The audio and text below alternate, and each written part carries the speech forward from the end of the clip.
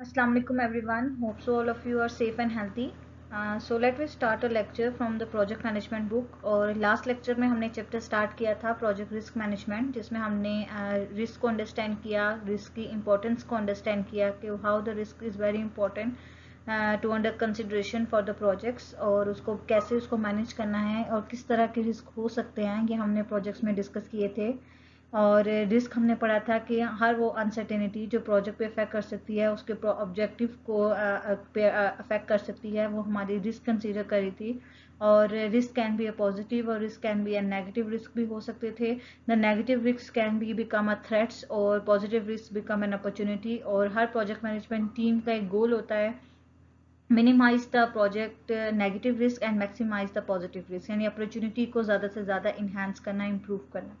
फिर हमने यहाँ बात की, इसमें हमने ये चीज़ कॉन्सेप्ट्स देखे कि हर एक ऑर्गेनाइजेशन जब एक काम कर रही होती है तो डिफरेंट स्टेक होल्डर्स और पर्सन और an organisation have a tolerance level. तो टॉलरेंस यानी रिस्क,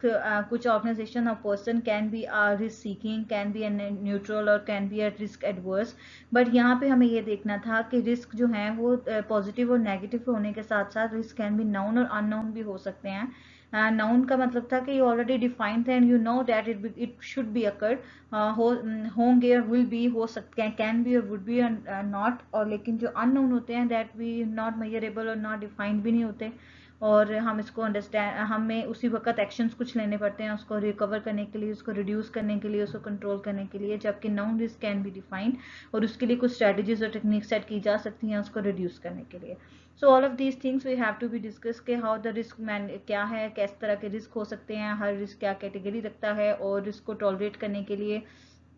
स्टेक होल्डर्स किस लेवल ऑफ टॉलरेंस उनका क्या है, और उसके बाद जो रिस्क हम मैनेज कर रहे हैं दैट इज नाउन और अननोन, और उसके लिए हम क्या स्ट्रेटजीज फॉलो करेंगे। That's why we have to understand about the risk. फिर हमने बात की कि प्रोजेक्ट रिस्क मैनेजमेंट में हमने बोला था कि प्रोजेक्ट रिस्क मैनेजमेंट क्या है। रिस्क तो मैं समझ आ गया, all kind of data risk हो सकते हैं, लेकिन मैनेजमेंट का क्या था कि जब हम एक पूरा प्रोसेस एग्जीक्यूट करते हैं to analyze the risk, to plan the risk, to analyze the risk, to formulate the risk, उसको आइडेंटिफाई करना, फिर उसको उसके एनालिसिस करना, क्वांटिटेटिव एनालिसिस, क्वालिटेटिव एनालिसिस, और उसको कंट्रोल करना। ऑल ऑफ दिस प्रोसेसेस जब ये रन होते हैं तब जाके प्रोजेक्ट जो है अच्छे तरीके से मैनेज होता है। एंड प्रोजेक्ट के रिस्क को मैनेज करना इज़ वेरी इंपॉर्टेंट। जिस तरह बाकी नॉलेजेबल एरियाज हमने पढ़े प्रोजेक्ट के लिए, टाइम, कॉस्ट, स्कोप, क्वालिटी, उसके साथ साथ risk also play a very important role, जहाँ पे हमें इसको फर्स्ट डे से प्रोजेक्ट के throughout the life cycle साथ साथ एवेलुएट करना होता है। So let we discuss today that is topic is planning research management, planning a risk management. अब डेफिनेटली द प्रोसेस का फर्स्ट टास्क है रिस्क को प्लान करना है कि कैसे रिस्क आ सकते हैं, किस तरह के रिस्क हो सकते हैं, इसको प्लान कैसे करना है, प्लानिंग क्यों ज़रूरी है, और प्लानिंग के बाद हमारे पास प्रॉपर आउटकम क्या आएगा। So let we discuss what is the content of our lecture today. Content जो कि हम आज पढ़ने वाले हैं, the planning related to the project risk management is a project risk management discussion. Then planning risk management ये क्या है, हम इसके बारे में बात करेंगे। प्लानिंग रिस्क मैनेजमेंट प्लान, वो प्लान हमने कैसे, क्या है, क्यों बनाना है, किस लिए बनाना है, कैसे बनाना है, ये चीज़ें हम डिस्कस करेंगे। प्लानिंग जो है रिस्क मैनेजमेंट के लिए जो प्लानिंग करनी है, उसके लिए जो प्लान डेवलप करना है, और प्रोजेक्ट टीम की क्या रिस्पॉन्सिबिलिटीज है with respect to the plan, ये चीज़ें हम डिस्कस करेंगे। उसके बाद एडिशनल प्लान्स हमारे पास क्या हो सकते हैं, ये सब पॉइंट्स जो हैं हमें डिस्कस करने हैं। एडिशनल प्लान्स का मतलब कि there is a contingency plans, there is a fall back plans and there is a contingency reserves. यानी जब हम प्लानिंग कर रहे होते हैं तो we have to seen an other plans that will be need to be focus on for the projects. So let we discuss one by one each and every aspect of the content that is we have already in discuss. जैसे कि मैंने आपके साथ थोड़ी देर पहले ही discussion किया कि project risk management क्या है। एक ऐसी साइंस, एक ऐसी आर्ट जिसमें हम एक प्रोसेसेस को एग्जीक्यूट करके, सेट ऑफ एक्टिविटीज़ को परफॉर्म करके अपने टास्क को कंप्लीट करते हैं, अपनी एक्टिविटी को मैनेज करते हैं, वो हमारे पास होता है प्रोजेक्ट रिस्क मैनेजमेंट। ठीक है, यानी क्या है, पहले रिस्क को प्लान करना, फिर रिस्क को आइडेंटिफाई करना, फिर रिस्क को एनालाइज करना, फिर उसके लिए रिस्पॉन्सेज इन प्लानिंग करना, इम्प्रूव करना उसको, और उसके बाद उसको कंट्रोल करना। और आप देख रहे होते हो जब हम प्लानिंग कर रहे होते हैं तो प्लानिंग के साथ ही हमारे आइडेंटिफिकेशन का पार्ट जो है वो स्टार्ट हो जाता है और फिर मेजरिंग में हम उसकी तरफ मूव करते हैं। सो प्रोजेक्ट रिस्क मैनेजमेंट एक ऐसी आर्ट, एक ऐसी साइंस है जो सेट ऑफ एक्टिविटीज को परफॉर्म करते हुए जाके फिर एक successful project management risk management होती है। और उन प्रोसेस सेट ऑफ एक्टिविटीज में क्या है, पहले रिस्क को आइडेंटिफाई करना, फिर इसको एनालाइज करना, फिर उसको रिस्पॉन्ड करना, फिर उसको थ्रू द लाइफ साइकिल और फिर उसको कंट्रोल करना। That is a project risk management. अब हम बात, क्योंकि अब हमारा टॉपिक है कि अब जो रिस्क हमने मैनेज करना है, हमें ये समझ आ रहा है कि हम ये रिस्क मैनेज कर रहे हैं, उसके लिए हम जो है वो काम करेंगे कि प्लानिंग किस तरीके से होनी है वो हम देखेंगे। सो प्लानिंग जो हम बात कर रहे थे कि रिस्क मैनेजमेंट देखने के बाद हमारा काम था प्लानिंग करना रिस्क की। तो प्लानिंग क्या है? प्लानिंग एक ऐसा प्रोसेस है जिसमें हमें डिसीजन मेकिंग करनी होती है। ये देखना होता है कि रिस्क को मैनेज करने के लिए जो एक्टिविटीज हैं उसको कैसे प्लान करना है, कौन सी अप्रोचेस, कौन सी स्ट्रेटेजीज यूज करके हमने एक प्लान चार्ट बनाना है जो कि रिस्क को मैनेज करने में हमें हेल्प करेगा for the project. And the main output हमने क्या क्रिएट करना है, द रिस्क मैनेजमेंट प्लान। तो डेफिनेटली जब प्लानिंग हो रही है तो उसका आउटपुट क्या आएगा, मैनेजमेंट प्लान हमें मिलेगा कि हर एक एक्टिविटी, हर एक टास्क को एग्जीक्यूट कर रहे हैं और उसे एग्जीक्यूट करते हुए अगर this type of risk occur हो जाता है तो how can we recover, how can we control, how can we reduce, what type of strategies we should have to adopt to avoid the risk. तो हम इसलिए यहाँ प्लान बनाते हैं। तो यहाँ मैंने आपके लिए एक डेफिनेशन भी हाईलाइट कर दी है, कैसा प्रोसेस जिसमें हम डिसाइड करते हैं हाउ टू अप्रोच, हमने अप्रोच कैसे करना है, and the plan for the risk activities. अब आपके सामने ये पूरा चैप्टर है जो कि हमने एक प्रोजेक्ट के रिस्क को मैनेज करने के लिए करना है, जिसका फर्स्ट स्टेप है हमारा प्लानिंग। ठीक है, और प्लानिंग में हम क्या कर रहे हैं, प्रोजेक्ट को रिस्क को मैनेज कर रहे हैं और उससे आउटपुट में हमें क्या मिल रहा है, प्लान मिल रहा है। प्लानिंग करने के बाद हमने रिस्क आइडेंटिफाई करने हैं कि किस तरह के रिस्क आ सकते हैं, because we have to be know कि नाउन रिस्क भी होते हैं, अननाउन रिस्क भी होते हैं, और उसके लिए हमें एक रिस्क रजिस्टर बनाना पड़ेगा। और रिस्क रजिस्टर बनाने के बाद हम उसका क्वांटिटेटिव एनालिसिस और क्वालिटेटिव एनालिसिस भी करेंगे। फिर उस रिस्क को किस तरीके से रिस्पॉन्ड करना है, उस रिस्क के लिए हमने कैसे एक्शंस लेने हैं, वो चीजें भी हम देखेंगे। तो तब तक ये सब हम सारे काम कर रहे होते हैं ना, हम प्लानिंग के फेस में काम कर रहे होते हैं, और प्लानिंग में हम सब डिफरेंट प्रोसेसेस एग्जीक्यूट कर रहे होते हैं। रिस्क, पहले रिस्क को प्लान करना, प्लान में आउटपुट निकालना, फिर उसके बाद रिस्क को आइडेंटिफाई करना, फिर उसके एनालिसिस करना, फिर उसका रिस्पॉन्ड फाइंड आउट करना। उसके बाद हम मूव ऑन करते हैं मॉनिटरिंग एंड कंट्रोलिंग के फेस में। तो हमने यहाँ देखा कि प्लानिंग रिस्क करने का मतलब है you have to decide what type of approaches and plan to execute all the activity of the risk management. Okay,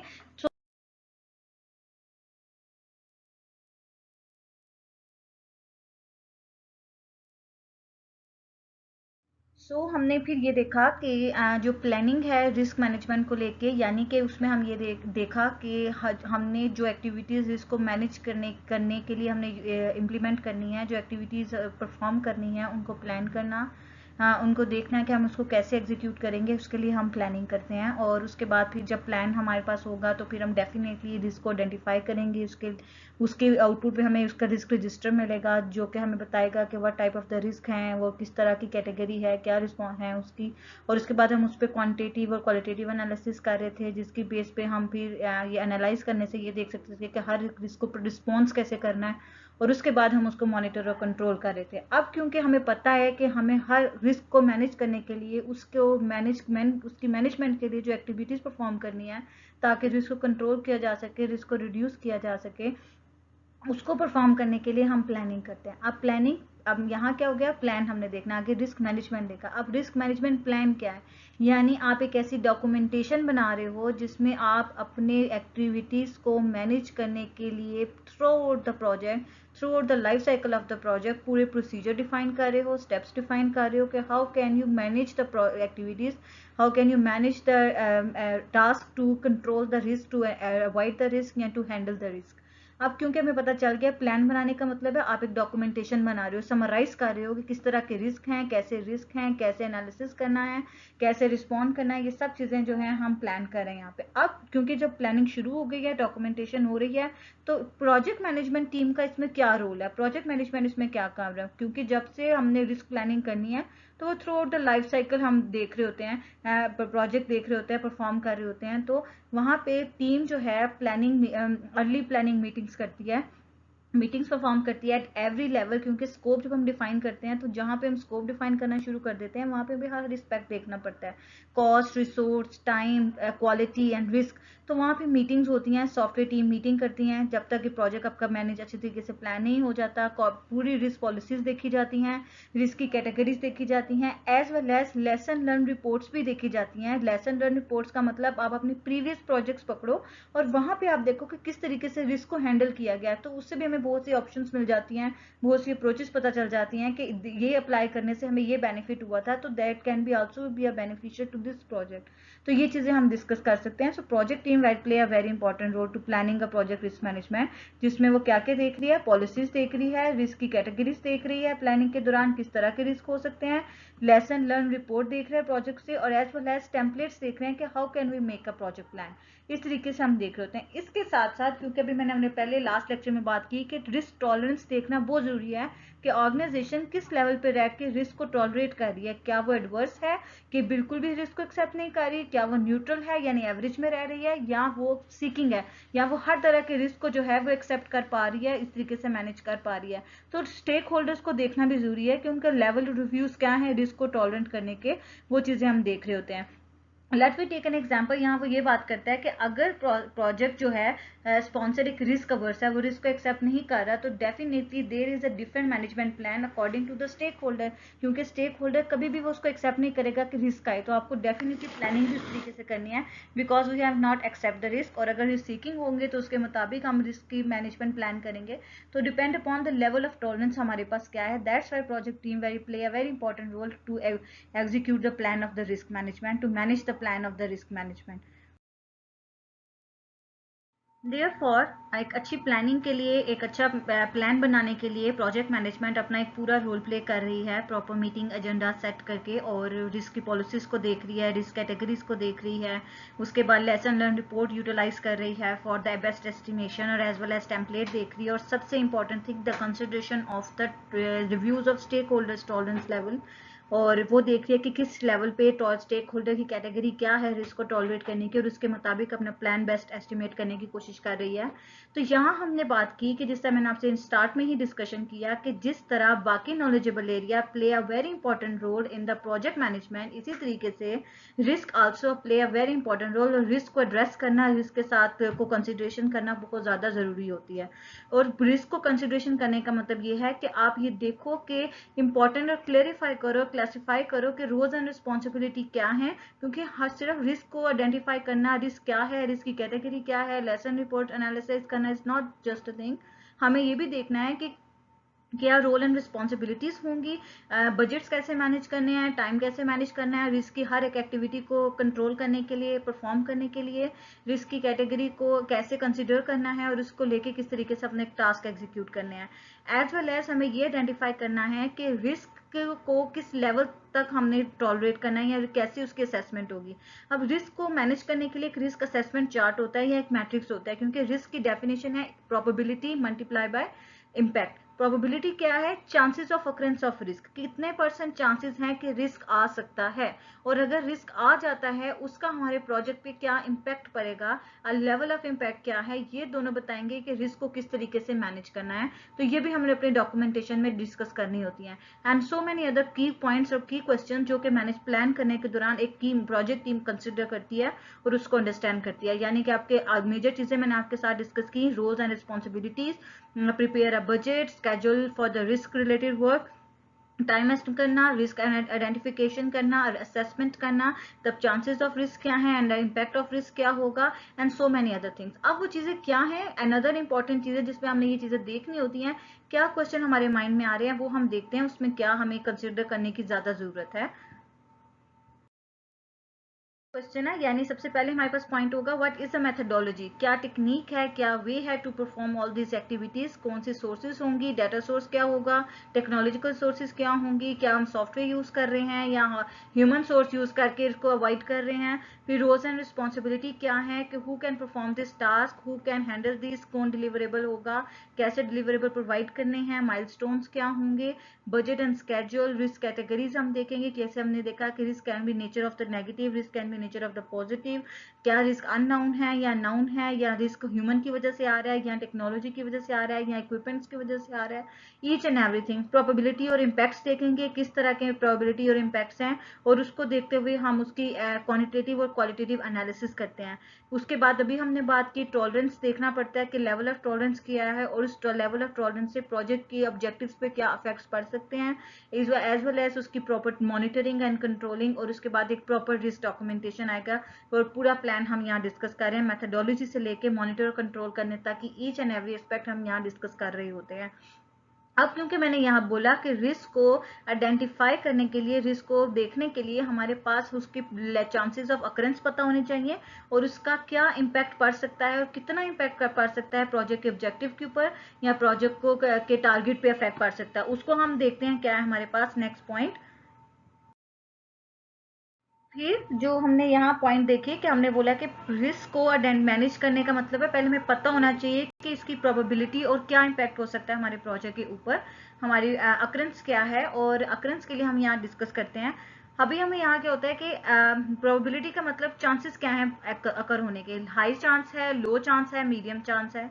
उससे हमें क्या इम्पैक्ट पड़ रहा है, हाई इम्पैक्ट पड़ रहा है, लो इम्पैक्ट पड़ रहा है, मीडियम इम्पैक्ट पड़ रहा है या इनसिग्निफिकेंट इम्पैक्ट पड़ रहा है। यहाँ उसके लिए क्वांटिटेटिव एनालिसिस किया गया कि इसके स्कोर सेट कर दिए गए, इसके ऊपर हम डिटेल डिस्कशन करेंगे in the quantitative analysis. But यहाँ आपको ये अंडरस्टैंड करवाने के लिए कि एक रिस्क को प्लान करने के लिए ये जरूरी है कि हमें उसके अकरेंस, चांसेस ऑफ अकरेंस पता हो,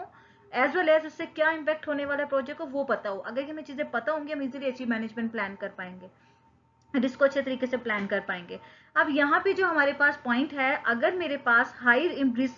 चांसेस हैं रिस्क के आने के, तो definitely he have a high impact, एक ग्रेट इम्पैक्ट पड़ेगा, और जिसके ऊपर एक स्टेक होल्डर को, प्रोजेक्ट टीम को जरूरी अटेंटिवली एक्शन लेना है और उसको परफॉर्म करना है, और डेफिनेटली उस टाइप के रिस्क को हम ए रेटिंग देंगे और उसकी स्कोरिंग हम 5 करेंगे। जैसे कि फॉर एग्जाम्पल हम सॉफ्टवेयर डेवलप कर रहे हैं और मुझे लग रहा है कि सॉफ्टवेयर डेवलपर जो छोड़ के मुझे चला जाएगा is a high chance of occurrence, यहाँ सॉफ्टवेयर डेवलपर का काम नहीं है हमारे पास, तो ये this is a high probability of occurrence of risk, और इससे इम्पैक्ट क्या होगा, पूरा सिस्टम जो है वर्किंग स्टॉप हो जाएगी, the system can not be complete, can not reach is target. तो हाई प्रोबेबिलिटी, हाई इम्पैक्ट। फिर होता है हाई मीडियम प्रोबेबिलिटी और हाई इम्पैक्ट में क्या होता है हमारे पास, यहाँ चांसेस, प्रोबेबिलिटी रिस्क आने के चांसेस बहुत ज्यादा होते हैं बट सिग्निफिकेंट इम्पैक्ट होता है। जैसे कि फॉर एग्जांपल मैं ये कहती हूँ कि मेरे रिसोर्सेज मेरे अच्छे से यूटिलाइज नहीं हो रही हैं, पीपल इन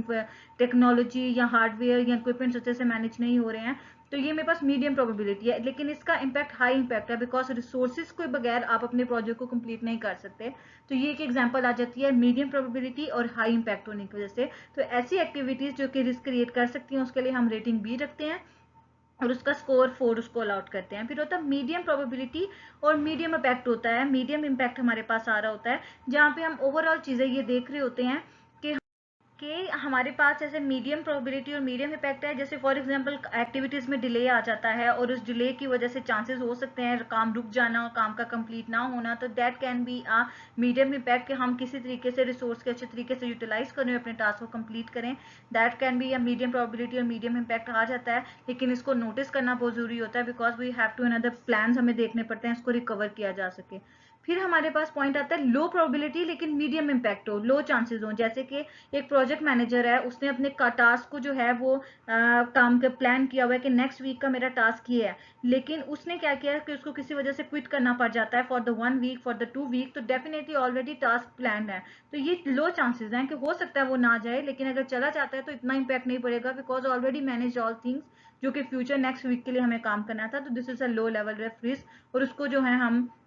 2 पॉइंट्स दे रहे हैं, डी पॉइंट। और एक होता है लो इम्पैक्ट और लो प्रोबेबिलिटी, ये ऐसे रिस्क होते हैं अगर आ भी जाएं तो दे कैन बी टॉलरेट और इसको हम एक्सेप्ट कर लेते हैं और इसको जो है उसके साथ हम उसको निगलेक्ट भी कर सकते हैं जिससे हमारे प्रोजेक्ट के ऑब्जेक्टिव पे कोई फर्क नहीं पड़ता। इसके ऊपर डिटेल डिस्कशन हम बात करेंगे नेक्स्ट क्वांटिटेटिव एनालिसिस में, क्वालिटेटिव एनालिसिस में, लेकिन ये बात आपने याद रखनी है माइंड में कि जब भी एक प्लानिंग करनी होती है तो प्रोजेक्ट टीम का फोकस होता है कि हमें इम्पैक्ट्स, चांसेस ऑफ अकरेंस और इम्पैक्ट्स पता हो कि क्या एक्टिविटी, क्योंकि हमें एक्टिविटीज को मैनेज करना है, सब चीजें देखनी होती हैं, तो प्रोबेबिलिटीज और उसके इम्पैक्ट असेसमेंट करना बहुत ज्यादा जरूरी होता है। अब हमारे पास हम नेक्स्ट डिस्कस करेंगे ये सब चीजें देखने के अलावा भी हमें और भी प्लानिंग्स करनी होती हैं और कौन सी वो एडिशनल प्लानिंग है जो रिस्क को मैनेज करने के लिए हमें देखनी होती है। तो अब हम यहाँ देखते हैं वो क्या है।